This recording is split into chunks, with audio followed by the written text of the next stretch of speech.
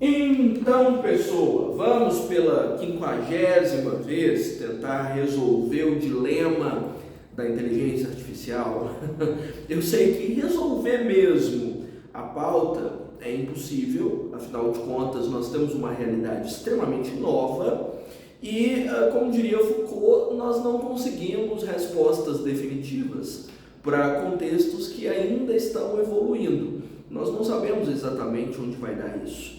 Se nós vamos bater com a testa na parede, ou se nós vamos conseguir uma evolução nunca antes vista, ou se essa história de inteligência artificial é só uma modinha de rede social, né? Não sabemos exatamente em que isso vai dar, mas nós sabemos que a necessidade de conseguir argumentar sobre o assunto é real. Afinal de contas, até agora, nós já tivemos no mínimo 5 vestibulares tratando do tema, com vários vieses diferentes, exigindo que nós saibamos argumentar sobre uma realidade que a gente mal entende como funciona.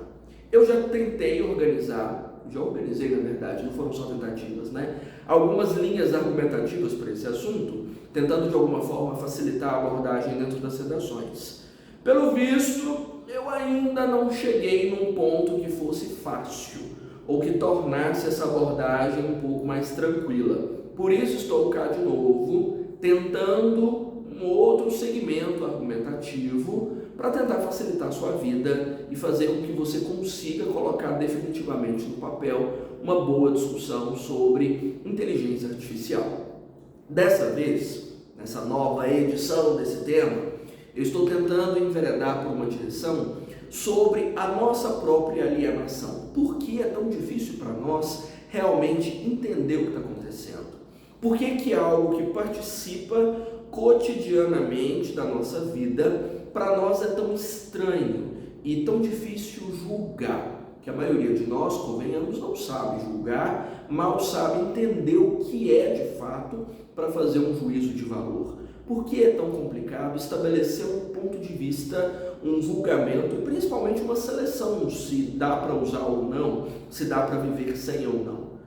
Com celulares, por exemplo, a gente nem cogita escolher, né? Nós não imaginamos mais nossa vida sem o equipamento ou sem o acesso à tecnologia. Mas será que sem a inteligência artificial nós conseguiríamos viver? Porque isso está, vamos dizer, além do nosso poder de escolha. Então, minha linha argumentativa está toda trabalhada nessa direção. Vamos ver se nós conseguimos um caminho interessante a partir disso aqui.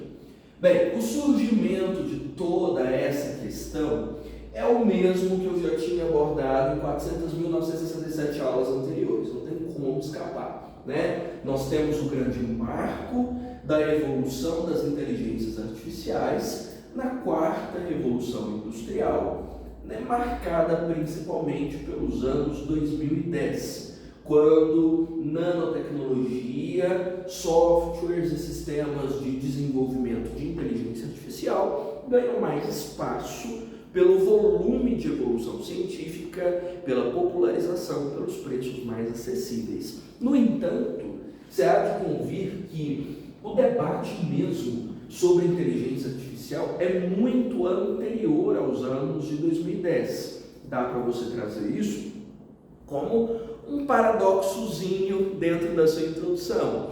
Embora a inteligência artificial tenha ganhado o gosto popular e, digamos, a convivência da humanidade a partir dos anos 2010, com a evolução da nanotecnologia, nós já convivemos com a ideia e o pesadelo da inteligência artificial desde o século XVIII, quando, por exemplo, os movimentos ludistas já acreditavam que as máquinas ganhariam vida e se voltariam contra nós, que as máquinas de alguma forma desenvolveriam inteligência e nos atacariam.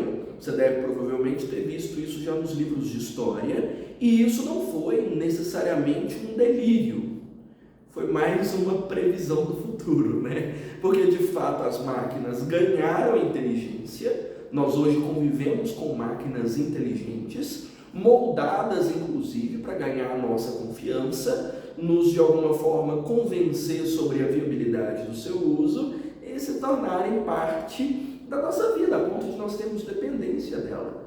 Não é à toa, por exemplo, que todos os sistemas de inteligência artificial são desenvolvidos com vozes ou personas femininas, já observou? A Alexa é uma mulher, a dona Siri no seu iPhone é uma mulher, não é? A Eva, que é um robô desenvolvido com inteligência artificial nos Estados Unidos e que visita os talk shows constantemente, é uma mulher, porque mulheres conseguem ganhar mais confiança das pessoas do que homens. Então todos os sistemas de inteligência artificial são batizados com nomes femininos e incorporam comportamento e vozes femininas, justamente para se esgueirarem pelo nosso cotidiano, sem que nós desconfiamos, por exemplo, da sua credibilidade, da sua confiança ou, digamos, da sua capacidade de nos machucar. A gente não pensa nisso, né? Porque afinal são mulheres. Tá vendo? Começa aí. Só para você ter um gostinho do impacto apocalíptico da história. E aí nós estamos refletindo sobre essas questões, nossa, desde muito tempo. Desde muito tempo.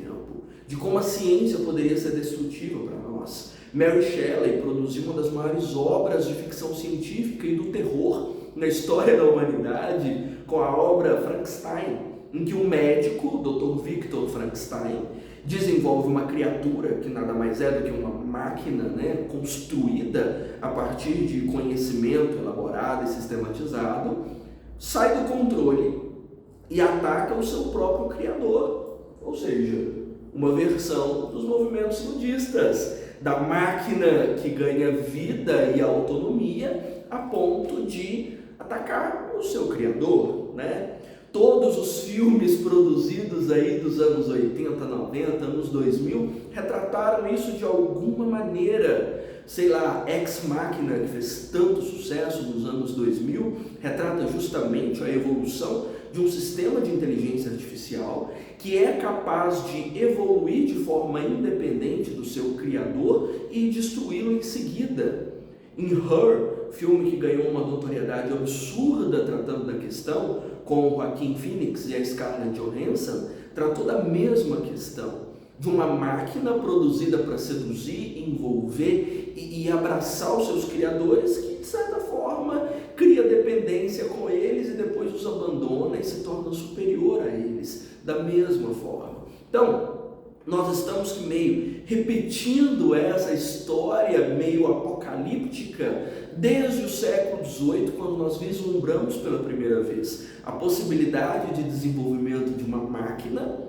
Desde então nós começamos a desconfiar que essas máquinas em algum momento poderiam de alguma forma se voltar contra nós, e agora nós estamos finalmente vivendo o pesadelo, nós estamos vivendo essa realidade, porque as máquinas de fato são capazes de sintetizar pensamentos, são capazes de desenvolver autonomia de pensamento.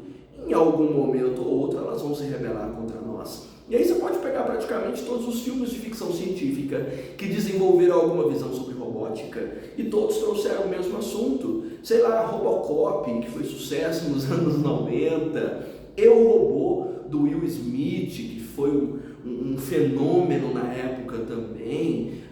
Todos, O Segredo de Cabret, como é que era?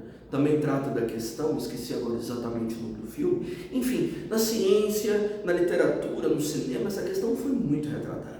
E nós estamos agora vivendo isso. Quando eu digo para você sintetizar pensamento, deixa-me explicar o que isso significa.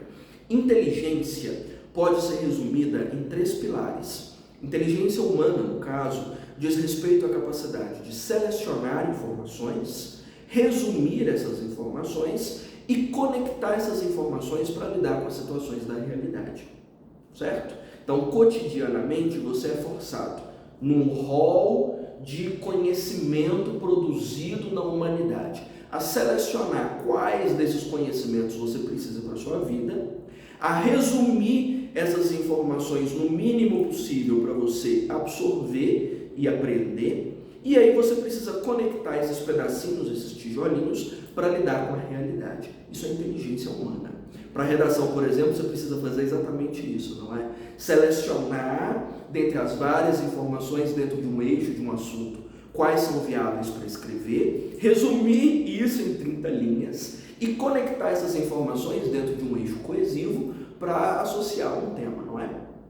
Exatamente é isso que um sistema de inteligência artificial faz. Quando você faz uma pergunta para o ChatGPT, por exemplo, ele elabora uma resposta fazendo isso, selecionando no universo infinito da internet quais informações têm a ver com a sua pergunta, resume, compacta isso o máximo possível para te dar uma resposta e conecta essas informações todas para que elas pareçam originais, como se fosse o próprio sistema que tivesse elaborado, e não feito um plágio, monstro, mega blaster para te dar as informações mastigadas ali.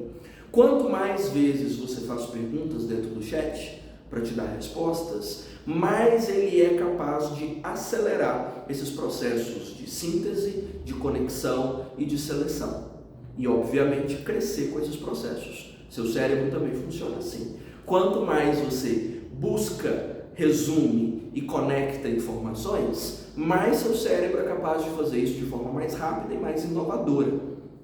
É isso que essas inteligências fazem. E devem fazer isso num nível cada vez mais acelerado e aperfeiçoado, até que não precisem de nós mais para produzir, né? Até que nós sejamos, de alguma forma, dispensáveis. O pesadelo que pensavam lá no movimento ludista no século XVIII e que foi refletido nos filmes e na literatura de ficção científica ao longo de todos esses séculos. Você está entendendo o nível do que nós estamos falando? Nós estamos falando de um sistema de inteligência que vai, de alguma forma, criar informações da forma como nós criamos. A única coisa que hoje nos torna únicos sobre a face do planeta é a capacidade de desenvolver algum sistema de inteligência. Essas três coisas: selecionar, conectar, resumir. E tem um sistema que vai fazer isso sem precisar de massa orgânica perecível, sabe? É mais ou menos isso. Não sei o impacto que isso vai produzir. Não tenho a mínima noção do desdobramento disso, como eu estou dizendo. Não sei, porque o movimento ainda está acontecendo, nós estamos dentro dele. Não dá para prever, nenhum de nós sabe prever. Agora, o que é mais assustador é que, mesmo diante da imprevisibilidade desse fenômeno, da extensão desse fenômeno e da forma como nós estamos alimentando esse monstro todos os dias, todos nós estamos completamente alienados de tudo isso. Pergunta, para quem quer que seja, o que está acontecendo sobre inteligência artificial? O máximo que vão te contar é uma anedota qualquer que uma inteligência artificial tenha produzido. Sei lá, a fotinha do Papa fashionista, com casacos legais, que foi criada por um sistema de inteligência artificial. Sei lá, Ariana Grande cantando as músicas da MC Pipoquinha, porque foi criada também no sistema de inteligência artificial. São os vídeos com personalidades criados por sistemas de inteligência artificial. E mesmo que você observe pixel por pixel, você não consegue notar que é um vídeo produzido e não um vídeo real. Vão te contar historinhas assim. Vão te contar das trends, talvez, como teve aquela de fazer os retratos, né? As pessoas estavam pagando, inclusive, para fazer os retratos em sistemas de inteligência artificial e colocar nas redes, não é? Como se fossem pinturas, lembra disso? Ilustrações e tal. Anedotas. Então, isso já produz aqui a primeira grande tese sobre a qual eu quero discutir, sobre o nosso nível de alienação em função da fusão dos processos de inteligência artificial com a indústria cultural. Ou seja, para nós, esse alto escalão do desenvolvimento tecnológico, científico, informacional, nada mais é do que entretenimento. É só uma diversão rasa, sem muita complicação, sem muita polêmica, sem nada. É raso, é superficial como qualquer outra produção de indústria cultural, né? Você sabe bem que produtos culturais dentro dessa mega indústria cultural não geram lá grandes reflexões, não geram grandes teses, nem grandes preocupações entre a população. É conteúdo rápido, facilmente perecível, porque passa um tempo que está circulando, perde a graça, perde o engajamento, né? Perde a atenção do público, aí precisa produzir mais. A indústria cultural trabalha com quantidade, não é com qualidade, é quanto mais melhor. É um conteúdo extremamente superficial. Se você pensar, sei lá, na onda atual dos vídeos curtos em todas as redes, né? Você tem vídeo curto no WhatsApp, você tem vídeo curto no Instagram, você tem vídeo curto no TikTok, no YouTube, e se brincar tem também no Twitter, eu acho que tem a mesma dinâmica de story e de vídeo curto. É tudo muito curto, tudo muito rápido e tudo muito superficial. Então, qualquer coisa, por mais grave, por mais complexa, por mais perigosa que seja, no momento em que ela cai nessa poça lamacenta da produção de indústria cultural, ela perde profundidade, ela fica rasa, ela fica bobinha, ela se torna no máximo uma trend, no máximo uma treta no Twitter, dentro da qual as pessoas só exercitam o seu veneno cotidiano, mas nada que vá transformar o cotidiano, ou tornar as pessoas melhores, ou evitar um apocalipse. Até os apocalipses se tornam engraçadinhos, tudo vira meme, né? Se há alguns anos Rita Lee cantou que tudo vira bosta, na dinâmica hoje, no espaço virtual, tudo vira meme, tudo vira piada. Nada rende assuntos muito profundos. Desde então que nós entramos nesse circuito virtual com mais intensidade em 2020, porque no confinamento a única coisa que sobrou para nós foi afundar nessa virtualidade, nós estamos cada vez mais superficiais, nós estamos cada vez mais rasos e todas as pautas ficam ainda mais efêmeras, ainda mais descartáveis, ainda mais perecíveis. Você tem notado? Antes, há pouco tempo, há poucos anos, nós diríamos que as pautas políticas, por exemplo, nas redes sociais, duravam alguns meses. Até ano passado, talvez, eu dissesse que duram algumas semanas. Atualmente, francamente, duram alguns dias e podem ser complexas o tanto que for. Sei lá, até semana passada eu comentei com os meus alunos da influência que estava entregando bananas e macacos para crianças negras nas ruas. Provavelmente, quando essa aula chegar até você, esse assunto já vai estar obsoleto, já vai ter passado, já vai ter sido esquecido. Porque no momento em que eu estou te falando, na verdade, o assunto já quase não está aparecendo mais. Então, o que dirá uma questão tão complexa quanto inteligência artificial? Não tem. Então, há algum tempo, quando eu falava da matriz, deixa eu só colocar aqui para você não se esquecer, que a indústria cultural é marcada por esvaziamento de significados, por superficialidade, né? E por essa dinâmica de descartabilidade. Tudo é descartável, tudo é raso, né? Tudo é superficial. Então, há algum tempo, quando eu falava de ciência, eu acho que eu desenvolvi algumas aulas para tratar do tema, eu mencionava que a ciência não está a serviço do bem-estar da população. Ela está leiloada para quem pode pagar mais. Hoje, no que diz respeito à inteligência artificial, ela foi leiloada para essa indústria cultural. A inteligência artificial é um módulo de desenvolvimento científico que está a serviço do entretenimento. Só. O que mais nós encontramos hoje, vai lá, pense, todos os sistemas de inteligência artificial, todos são diversão. Como eu mencionei para você, o que reproduz voz, o que mimetiza os vídeos, o que, por exemplo, produz as imagens como que nunca aconteceram, ou o sistema de inteligência artificial que te dá respostas prontas para qualquer assunto, está sendo usado como diversão. Foi vendido para essa indústria. Então, nós não estamos desenvolvendo inteligência artificial para salvar a humanidade, né? Para curar doenças ou para acabar com as guerras no mundo. Nós estamos desenvolvendo inteligência artificial para brincar, para passar o tempo, de uma forma cada vez mais rasa. Isso é claro para você? Então, eu estou te dando uma matriz, né, de tese para o seu texto para justificar o nosso nível de alienação. A nossa alienação profunda se dá pelo fato de a inteligência artificial ser um sistema científico vendido para a indústria cultural, a serviço do entretenimento. E assim, a profundidade, a complexidade, a polêmica que tudo isso envolve acaba sendo esquecida entre um meme e outro, entre uma diversão e outra.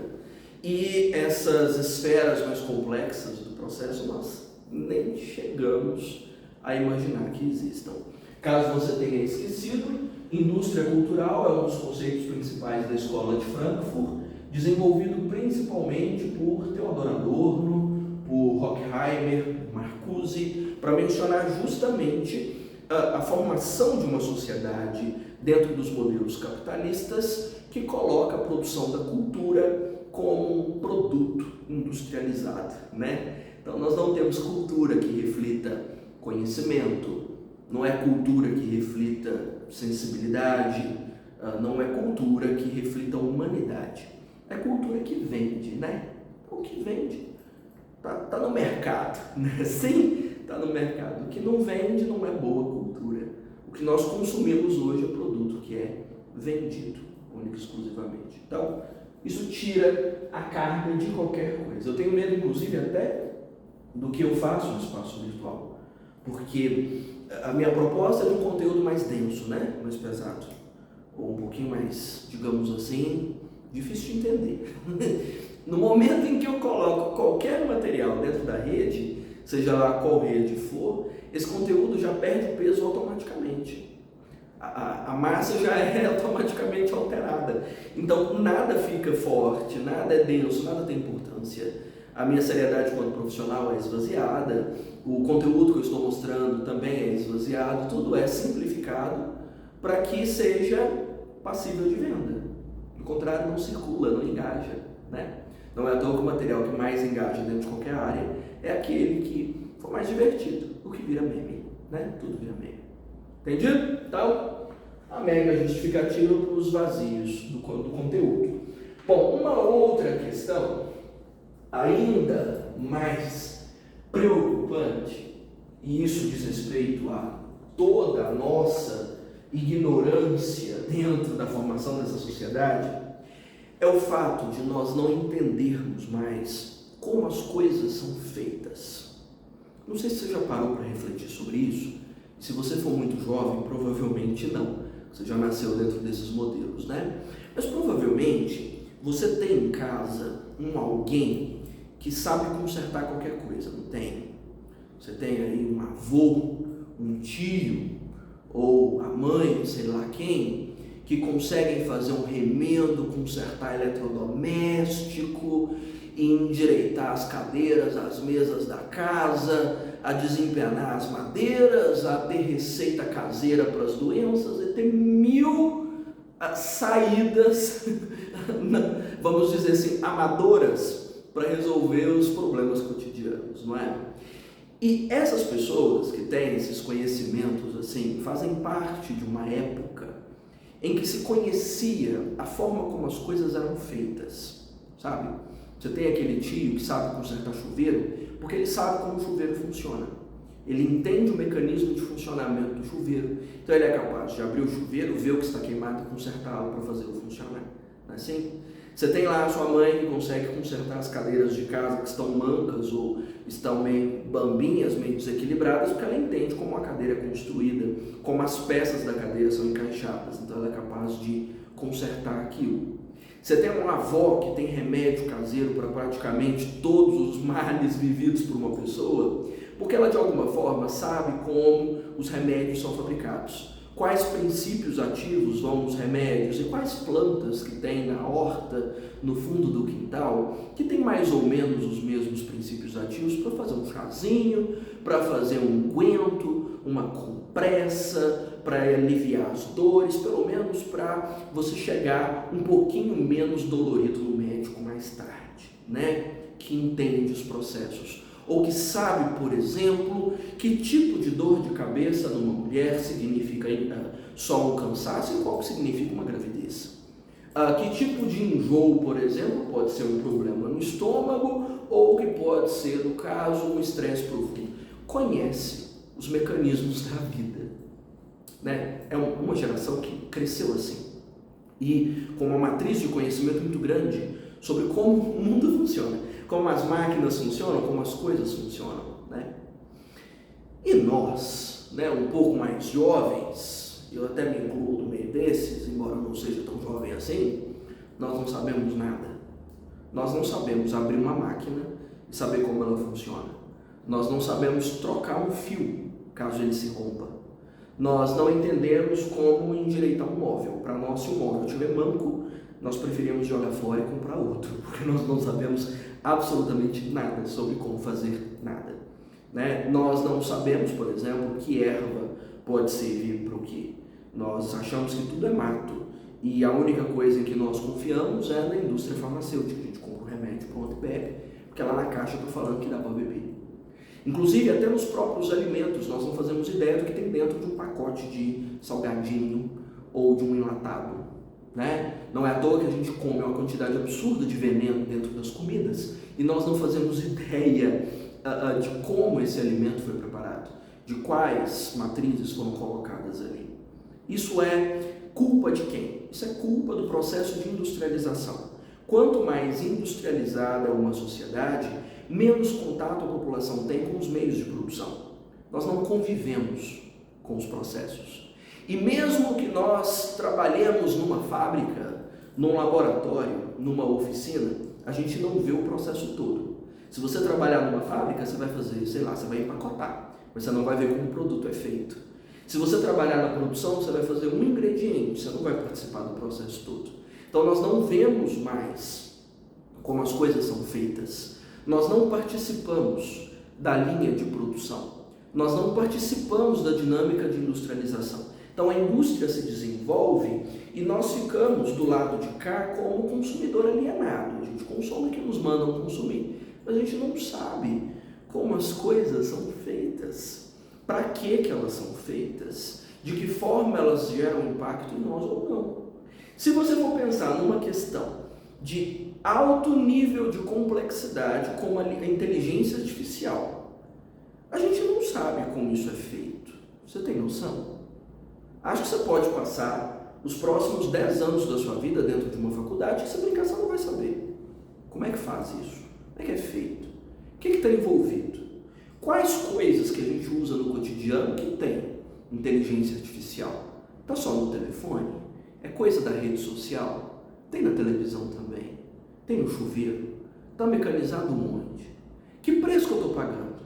Porque não seja ingênuo, a gente não consome nada de graça. Se você tem acesso a isso, alguma coisa você está pagando. Nem que seja com a sua própria alma. Você está pagando. A gente está pagando. Tem um preço. Você está entregando informações pessoais. Você está alimentando os bancos de dados. É o tempo que você passa conectado e que você tem acesso à publicidade. Esse é o pagamento? É o consumo de publicidade? É o quê? O que você está pagando? O que estão te roubando para que você tenha acesso? Nem é roubo, né? É venda. Você só não sabe que está pagando. Como isso de fato está influenciando a sua vida? Esse negócio lê pensamento, lê as mensagens do seu WhatsApp, cata suas informações. Até que ponto você está, de alguma forma, nas mãos de quem desenvolve esse sistema? Você já percebeu que você não sabe nada disso?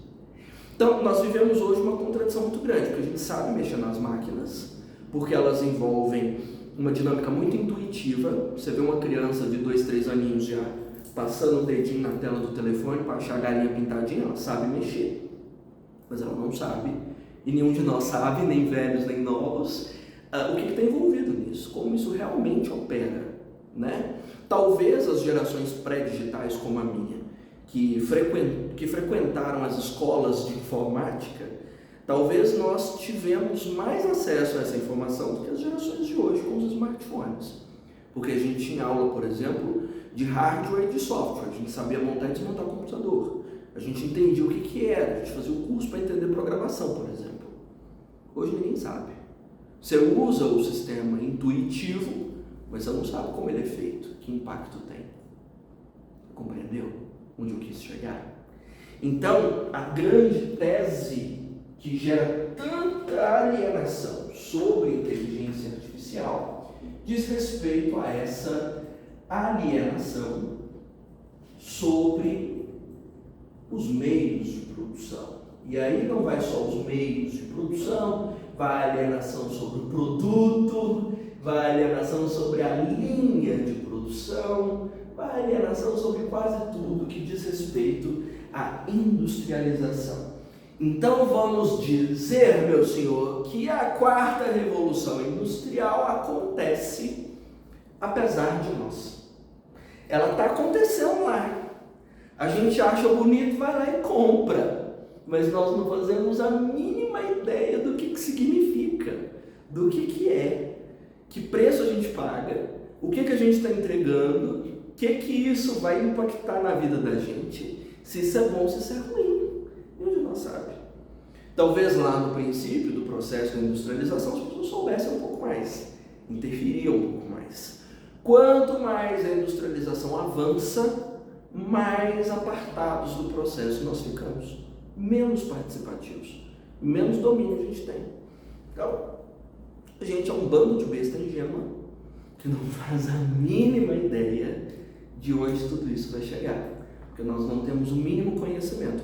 E não adianta falar que a gente vai procurar, porque não vai. Você não vai procurar. Você vai continuar passando o dedinho aí nas suas redes sociais, igual uma criança babona de 2 anos, 3 anos, procurando galinha pintadinha do mesmo jeito. Você está procurando outras galinhas pintadinhas, mas você está passando o dedinho na tela do mesmo jeito. Nenhuma diferença, né? E não vai tentar entender, não vai tentar não consumir, até porque a ordem da indústria é que você consuma.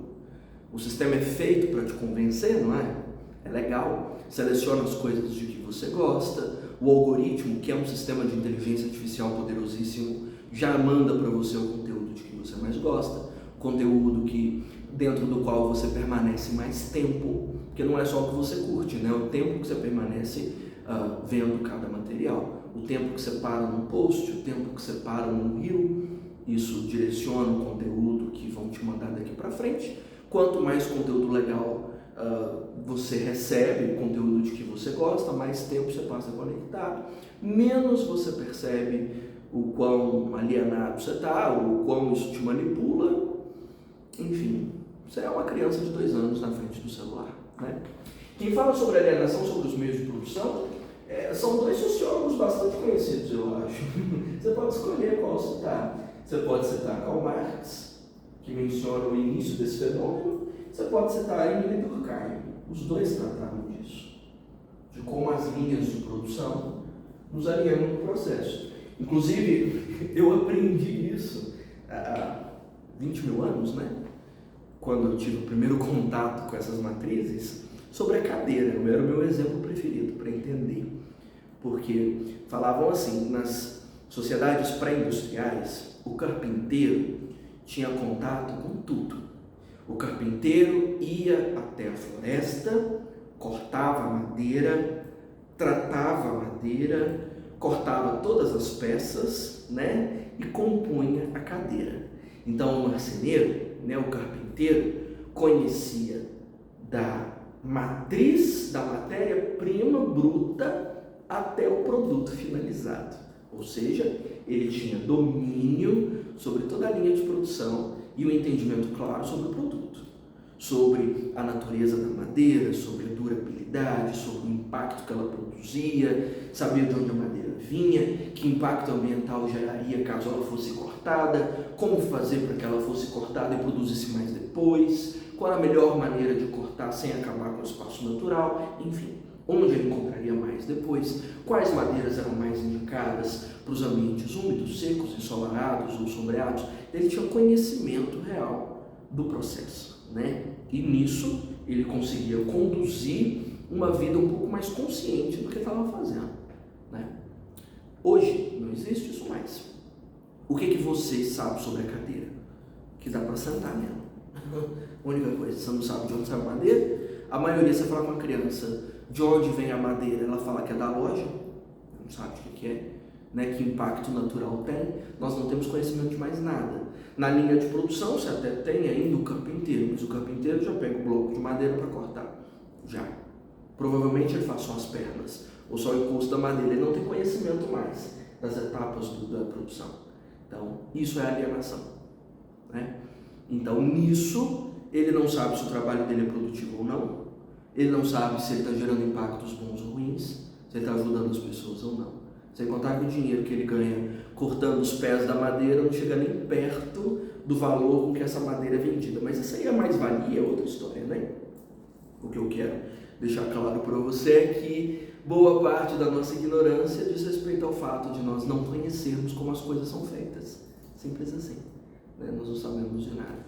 E isso, nossa, isso aqui serve como um coringa, mas aqueles maxi coringas que você usa em qualquer tema, né? Porque para qualquer coisa, de alimentação, de impacto ambiental, de problemas de segurança pública, de problemas vinculados à saúde, a gente não sabe como as coisas são feitas.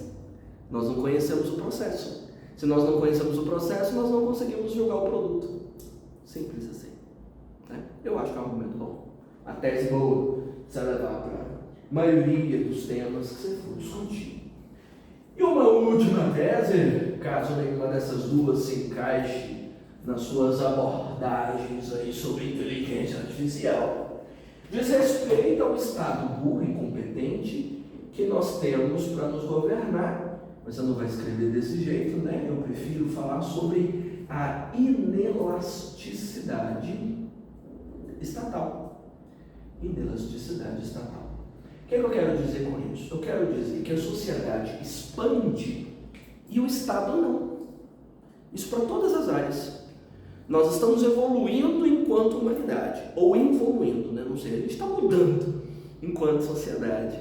E o Estado e as instituições que compõem o regimento legal, institucional, político e econômico não estão evoluindo junto para dar conta de controlar, para dar conta de orientar as pessoas, para proteger a integridade física das pessoas, para fazer com que nós vivamos dentro de um modelo democrático cidadão. Não evoluem. Então veja, em inúmeras áreas da vida houve profundas transformações, o Estado não evoluiu junto. Veja, por exemplo, o caos de saúde que nós vivemos, porque as realidades são outras. O adoecimento da população é mais complexo. Nós descobrimos esferas do corpo e do entendimento da existência humana até então desconhecidos. E nós não temos uma matriz de saúde pública que dê conta dessa complexidade. Em termos de segurança pública, nós descobrimos um rol de crimes e de desequilíbrios nunca antes imaginados, antes do processo de urbanização. E o nosso Código Penal, por exemplo, é dos anos 40. No Código Penal brasileiro nem se prevê, por exemplo, formação de milícia, que é uma das realidades vividas em praticamente todos os espaços urbanos de médio e grande porte. Tá vendo? O Estado evoluiu. E no que diz respeito à internet, ao espaço virtual, que são realidades cada vez mais presentes, dentro das quais existem inúmeros problemas vinculados aos cybercrimes, ao discurso de ódio, à produção de violência profunda, pesada, que você está vendo por aí, a evolução dos discursos totalitaristas, as fake news, a uma quantidade louca de desequilíbrio, o Estado não deu conta. Você viu que houve um projeto de lei, a PL das fake news, né? O projeto de lei das fake news, sabe onde ele está agora?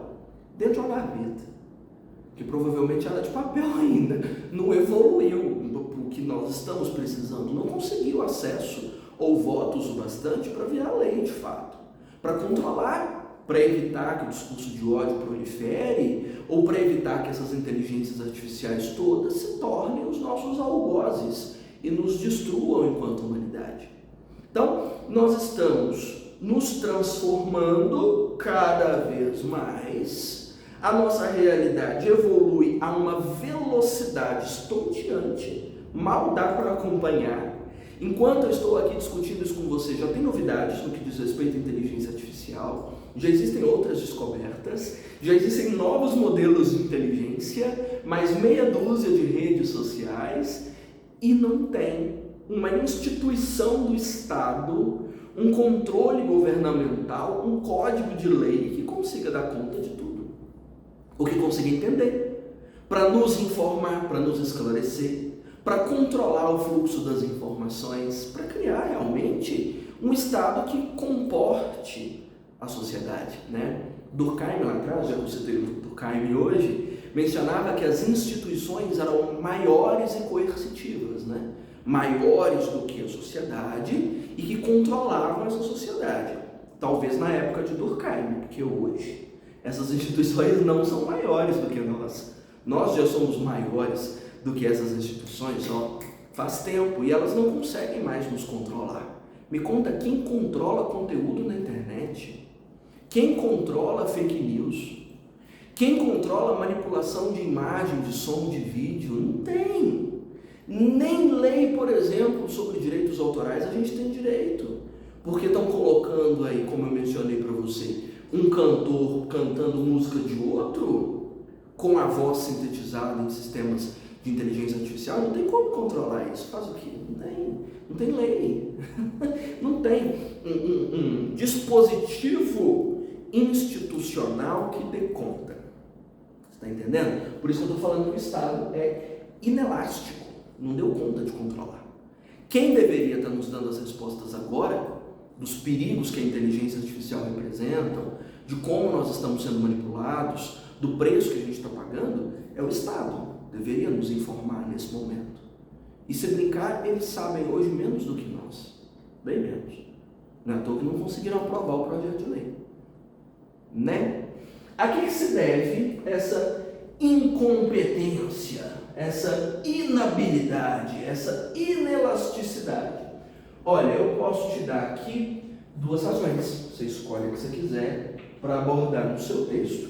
Se eu for te perguntar com que o Estado está preocupado nesse momento, duas preocupações, né? Primeira preocupação, aumentar as margens de lucro e o desenvolvimento econômico do país. Hoje, por exemplo, a maior preocupação é ampliar os BRICS, ampliar o nosso poder de negociação, fazer o real valer mais, vender mais café, vender mais soja, vender mais carne, vender.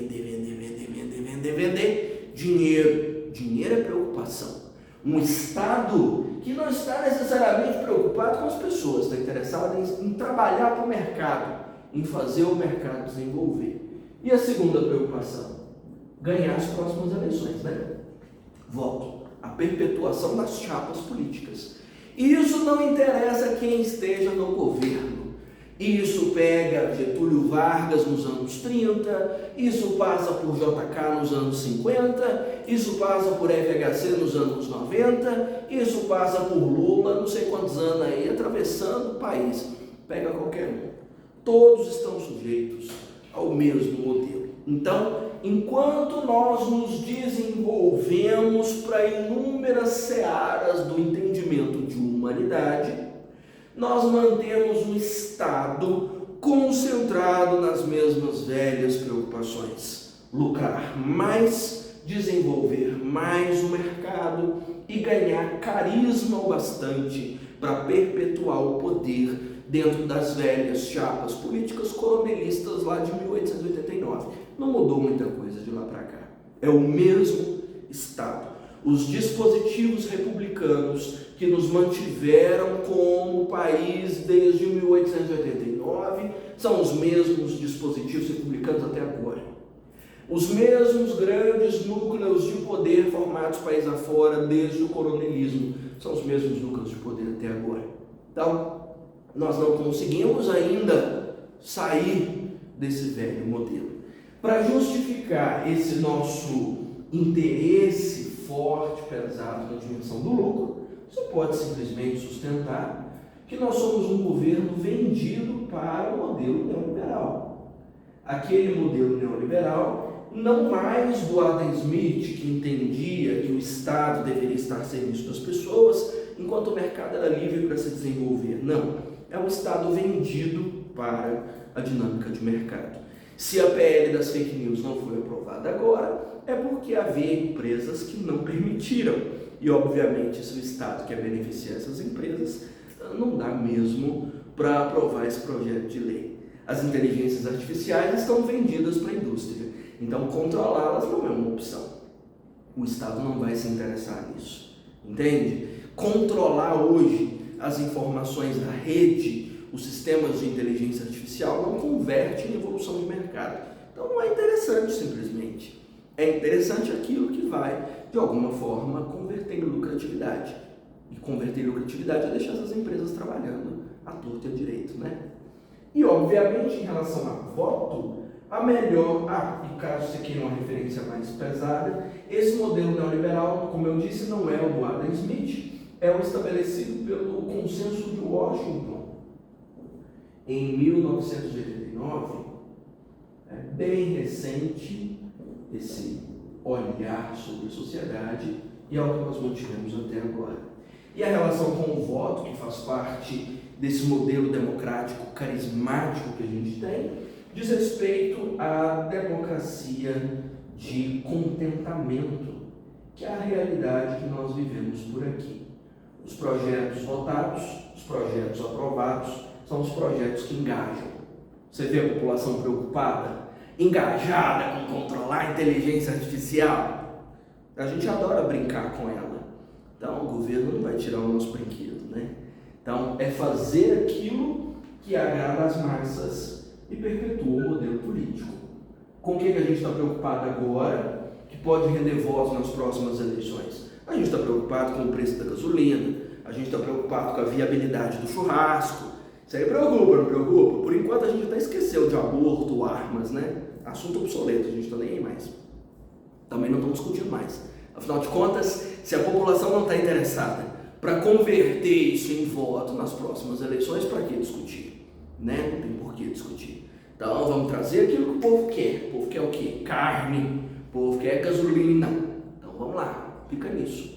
Não há preocupação ou debate político com aquilo que não é de interesse direto das pessoas. E como nós temos um povo burro dentro de um país atrasado, permanecemos com um governo também atrasado, igualmente burro, né? O próprio Getúlio, lá em 1930, dizia que cada povo tem o governo que merece. Nós temos um governo que merecemos, né? Correspondente ao nosso nível de alienação. Então, inteligência artificial é uma das últimas coisas que vão trazer para debate no Congresso nos próximos tempos, né? Bom, se o senhor ou a senhora que estão me ouvindo estiverem produzindo um texto para Enem, o que você pode lançar como intervenção? Acho que você deve ter notado que basicamente tudo que eu falei aqui tem conexão com esclarecimento, né? Nós precisamos trazer um nível maior de esclarecimento para as pessoas, para que elas entendam o tipo de monstrinho que elas estão alimentando e saibam, inclusive, ter poder de escolha em torno do uso dessas coisas, né? Ou seja, você sabe, por exemplo, que quando colocam lá nas caixas de doces e chocolates alto teor de açúcar, você está pelo menos esclarecido que você está consumindo diabetes em tablete, né? Você sabe, é escolha. Então, a partir do momento que você está esclarecido, o seu poder de escolha é um pouco maior. Da mesma forma, por exemplo, que o alerta dos pacotes de cigarro ajudaram um pouquinho a esclarecer sobre os impactos do consumo. Nós ainda temos problemas com o tabagismo? Temos, mas são problemas infinitamente menores do que foram nos anos 90, já que esse esclarecimento pode, de alguma forma, assustar, reduzir o consumo, né? Alerta. Então, a partir do momento que você sabe, você pode evitar, você pode controlar, né? Até porque nós não estamos falando isso para os jovens só que consomem as redes sociais aos quilos. A geração pré-digital é uma das piores. É a sua tia, sua avó, sua mãe que estão no grupo do Zap compartilhando fake news. É sua tia, sua avó, sua mãe que estão fazendo joguinhos na internet, vendendo os dados pessoais para sistemas de inteligência artificial, alimentando algoritmos, enfim, para todos nós, né? Todos nós que estamos imersos nesse grande bolo da quarta revolução industrial, precisamos saber o que está acontecendo e saber lidar com isso. Então, nós precisamos aqui de um sistema de alerta, né, que envolva o tipo de impacto que isso vai produzir. Como a gente ainda não sabe que impacto vai produzir, porque ninguém estudou isso a esse nível, é preciso que seja formada uma comissão de pesquisa permanente. Vou colocar aqui, comissão permanente de pesquisa, fica mais bonitinho, né? Uma comissão permanente de pesquisa, né, de viés tecnológico, para que nós entendamos de fato onde é que isso vai chegar. Afinal de contas, ninguém sabe, não é? Você não sabe, eu não sei. E provavelmente, se a gente pesquisa hoje, amanhã já tem coisa nova, a gente precisa entender de novo e continuar o processo. Isso aqui pode ser feito entre, por exemplo, as universidades brasileiras, uma parceria entre as universidades brasileiras e o Ministério da Ciência, do Desenvolvimento e da Pesquisa. Nós temos um ministério para isso, acho que ainda temos, apesar das mudanças constantes dessas instituições. Se não lembrar desses ministérios no dia da sua prova ou na produção da sua redação, você pode colocar a parceria das universidades com o governo brasileiro. Na realidade atual do Enem vai funcionar para desenvolver, né, um entendimento esclarecido sobre o que de fato está acontecendo e levar isso até nós para um processo de alerta. Não sei exatamente como vai acontecer, mas eu acredito que pode funcionar semelhante ao que existe mesmo com comida, com tabaco ou com qualquer outra coisa. Vai consumir? Ótimo. A cada tantos terabytes de informação vinculada à inteligência artificial, a empresa precisa disponibilizar informações reais e acessíveis a respeito dos impactos disso que está sendo consumido. Assim como você vê no pacote de cigarro, esse produto causa câncer, causa demência, causa efizema, seja lá o que for, para a inteligência artificial nós precisamos de alerta. O consumo desse produto envolve a publicidade dos seus dados pessoais, envolve roubo de informações, né? Envolve manipulação da sua identidade. Você pode ter a sua imagem vazada, você pode ter suas fotos aplicadas a vídeos de informações que você não autorizou, né? Isso pode envolver o fim da democracia, pode envolver o colapso do discurso de ódio, isso pode envolver, sei lá, a extinção da humanidade. Nós precisamos saber, né? Precisamos saber. Se a gente vai cair no abismo, pelo menos que a gente saiba onde está. Então, as universidades, junto com o governo, vou colocar assim, que eu acho que vai ficar mais fácil de você escrever, né, precisam realmente trazer isso claro para nós. Nós precisamos ser educados quanto a isso. E não dá para começar isso na escola, para que a criança seja formada de forma esclarecida, até virar um adulto responsável. Não tem esse tempo, porque até a criança crescer nós já morremos todos, já fomos todos exterminados. Nós precisamos agora, para já, para ontem. O sistema está explodido já, não é explodindo não, já explodiu na cara de todo mundo. Nós já estamos sendo manipulados há muito tempo. Nossos dados já foram roubados aos quilos. Nossa saúde mental já mandou lembranças há 3, 4 anos atrás. Já se perdeu. Nós precisamos começar isso para já, né? Quem sabe assim nós sejamos menos vítimas, ou a nossa sobrevivência ainda possa acontecer.